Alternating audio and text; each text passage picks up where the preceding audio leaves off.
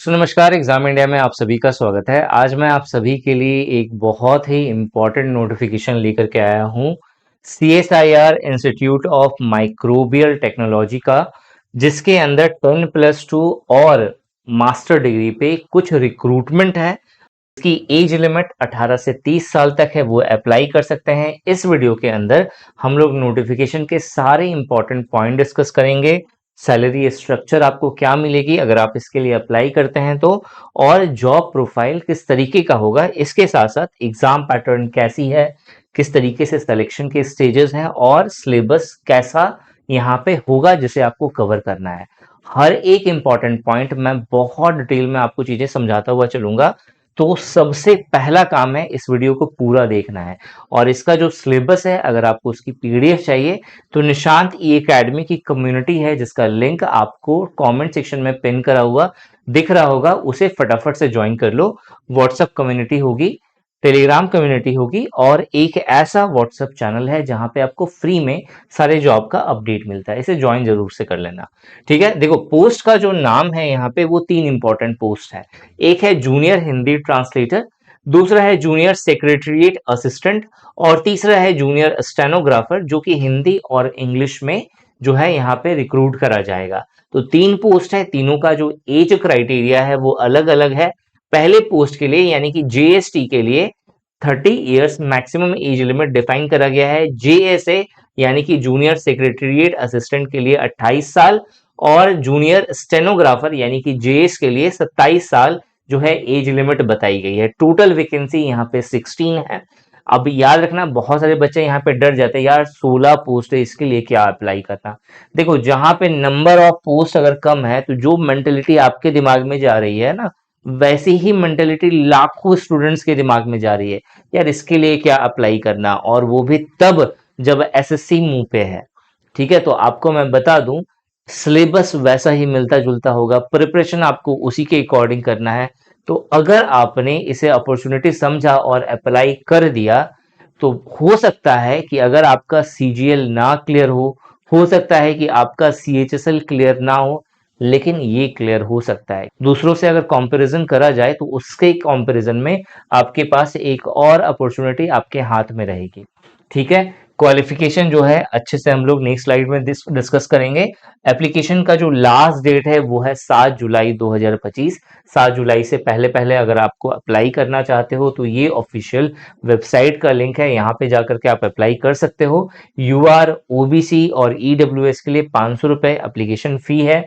वहीं अगर आप एससी, एसटी, पीडब्ल्यूबीडी कैंडिडेट्स हैं, या फिर विमेन है, या फिर एक्स सर्विसमैन है, तो इस केस में फी पूरी तरह से एग्जेम्प्टेड है। देखो, क्वालिफिकेशन की बात करें तो यहाँ पे जो पहला जो पोस्ट था जूनियर हिंदी ट्रांसलेटर का, इसके लिए मास्टर डिग्री बोला गया है कि मास्टर डिग्री आपका हिंदी या इंग्लिश में होना चाहिए, किसी भी एक सब्जेक्ट में कंपलसरी है। इसके साथ साथ आपके पास डिप्लोमा या सर्टिफिकेट होना चाहिए ट्रांसलेशन का, और या फिर 2 साल का एक्सपीरियंस होना चाहिए। या तो डिप्लोमा होना चाहिए या फिर एक्सपीरियंस आपके पास होना चाहिए। इसके साथ साथ एक डिजायरेबल क्वालिफिकेशन भी मेंशन करा गया है कि knowledge of another language in the 8th schedule translation diploma. ठीक है, मतलब ये डिजायरेबल है कि आपके पास होगा तो बढ़िया है, नहीं है तो कोई दिक्कत नहीं है।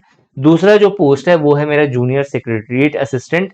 ये जो है 10th+2 का अगर आपके पास डिग्री है तो आप अप्लाई कर सकते हैं, लेकिन एग्जाम से पहले तक आपकी जो स्पीड है, टाइपिंग की स्पीड, वो 35 वर्ड पर मिनट इंग्लिश में होनी चाहिए, और 30 वर्ड पर मिनट आपके हिंदी में टाइपिंग स्पीड होनी चाहिए कंप्यूटर पर।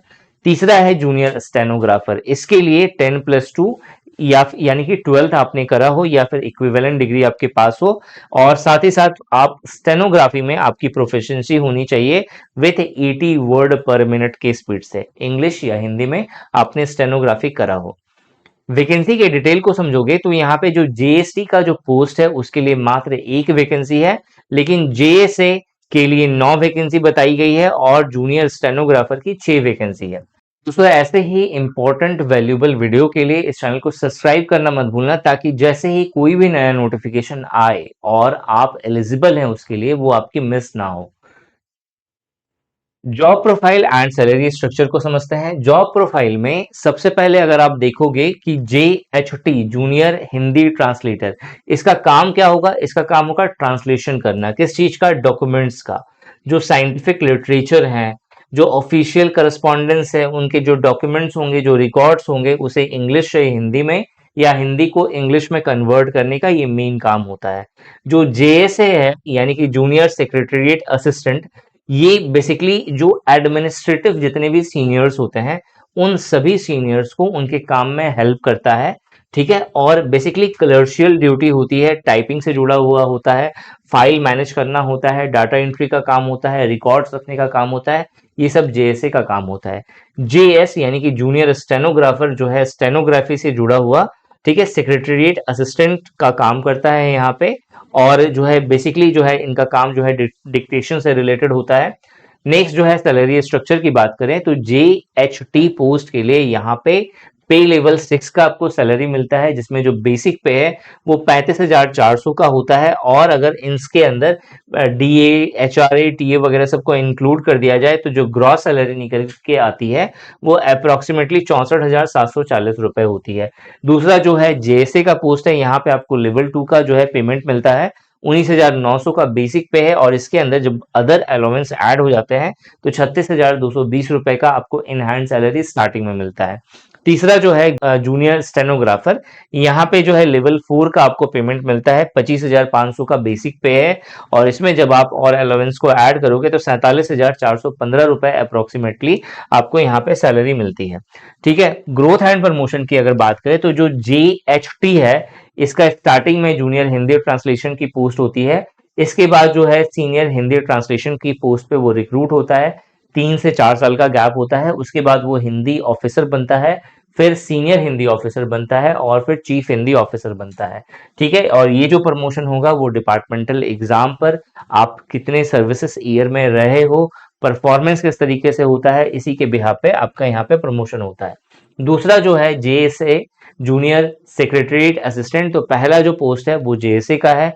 इसके बाद 2 से 3 साल के बाद आप यहाँ पे सीनियर सेक्रेटरीट असिस्टेंट बनते हैं, उसके बाद असिस्टेंट सेक्शन ऑफिसर बनते हैं, उसके बाद सेक्शन ऑफिसर, फिर अंडर सेक्रेटरी की पोस्ट होती है। नेक्स्ट जो है वो है जूनियर स्टेनोग्राफर। जूनियर स्टेनोग्राफर में पहला जो पोस्ट होता है वो जूनियर स्टेनोग्राफर का ही होता है। उसके बाद आप सीनियर स्टेनोग्राफर बनते हो, फिर प्राइवेट सेक्रेटरी, फिर सीनियर प्राइवेट सेक्रेटरी और फिर प्रिंसिपल प्राइवेट सेक्रेटरी की आपको पोस्ट मिलती है।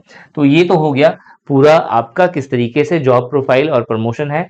नेक्स्ट हम लोग बात करते हैं एग्जाम पैटर्न और सिलेबस की। एग्जाम पैटर्न में जो सिलेक्शन का जो स्टेज है, तो JST के लिए जो है रिटन एग्जाम होगा पहला। और रिटन एग्जाम में आपके 2 पेपर होने वाले हैं, पेपर 1 और पेपर 2। पेपर 1 MCQ का होगा, पेपर 2 डिस्क्रिप्टिव का होगा। और उसके बाद only paper 2 marks will be count for merits. और जो पेपर 2 जो डिस्क्रिप्टिव होगा, जहां पे आपको ट्रांसलेशन से जुड़ा हुआ काम करना है, ठीक है, तो उसी के मार्क्स जो है फाइनल मेरिट लिस्ट में बनेंगे। जो JSA है, इसका जो रिटन पेपर होगा, रिटन एग्जाम में पेपर 1 होगा। पेपर 1 में मेंटल एबिलिटी पूछी जाएगी, जिसके अंदर जो है क्वांट के क्वेश्चंस होंगे, रीजनिंग के क्वेश्चंस होंगे। और पेपर 2 के अंदर GA और इंग्लिश पूछा जाएगा। ठीक है, आपका जो मेरिट बनेगा वो इस पूरे राइटिंग टेस्ट में पेपर 1 पेपर 2 दोनों के मार्क्स पे बनेगा। और इसके बाद एक टाइपिंग टेस्ट होगा जो कि क्वालिफाइंग नेचर का होगा। स्टेनोग्राफर में रिटन एग्जाम होगा और फिर स्टेनोग्राफिंग का टेस्ट होगा, और उसी के बिहाफ पे रिटन एग्जाम के बिहाफ पे आपका मेरिट बनेगा। और अधिक जानकारी चाहिए तो कमेंट सेक्शन में कमेंट करके जरूर बताना है। ऐसे ही इंपॉर्टेंट वीडियो के लिए इस चैनल को सब्सक्राइब करना मत भूलना। अब यहाँ पे अगर आप पेपर 2 को और अच्छे से समझोगे, पेपर 1 पेपर 2 को, तो यहाँ पे पूरा मैंने अच्छे से चीजें समझाई हुई है, आप स्क्रीनशॉट ले सकते हो। ठीक है, देखो JSA के एग्जाम पैटर्न की बात करें तो यहाँ पे जो JSA का एग्जाम पैटर्न है, जैसा मैंने बोला था कि पेपर 1 और पेपर 2 होगा, तो पेपर 1 के अंदर जो है आपका मेंटल एबिलिटी टेस्ट होगा, 100 क्वेश्चंस होंगे और 200 मार्क्स का ये पूरा पेपर होगा। और यहाँ पे नेगेटिव मार्किंग नहीं होगी। पेपर 2 जो होगा उसके अंदर जनरल अवेयरनेस और इंग्लिश का सेक्शन होगा। इंग्लिश का सेक्शन आपको नहीं दिख रहा होगा, दोनों में आपको यहाँ पे 50-50 क्वेश्चन पूछे जाएंगे। जनरल अवेयरनेस में आपको 150 मार्क्स मिलेगा, 3 मार्क्स का एक क्वेश्चन होगा। और फिर इंग्लिश के आपको अगेन जो है हर क्वेश्चन का 3 मार्क्स होगा, 150 मार्क्स का आपको यहाँ पे जो है दूसरा वाला पोर्शन भी देखने को मिलेगा। यहाँ पे नेगेटिव मार्किंग होगी, 1 मार्क्स आपका डिडक्ट हो जाएगा। मेंटल एबिलिटी टेस्ट के अंदर कोई भी नेगेटिव मार्किंग नहीं होगी। पूरा यहाँ पे जो टोटल क्वेश्चन रहने वाला है वो 200 क्वेश्चंस रहेंगे और इसके लिए आपको 2.5 घंटे का समय मिलेगा। जब आप इसे क्वालिफाई कर लेंगे तो फिर आपका टाइपिंग होगा और टाइपिंग के बाद आपका सिलेक्शन होगा। जो जूनियर स्टेनोग्राफर है यहाँ पे अगेन सेम प्रोसेस है, सेम तरीके से आपको देना है। यहाँ पे मेंशन है, आपको इसकी पीडीएफ में सारी डिटेल मिल जाएगी। पूरा सिलेबस आप यहाँ पे देख सकते हैं, बहुत अच्छे से डिटेल में मैंने मेंशन करा हुआ है। और इस सिलेबस की पीडीएफ आपको निशांत ई अकेडमी टेलीग्राम चैनल और निशांत ई अकेडमी व्हाट्सएप ग्रुप पे मिल जाएगी।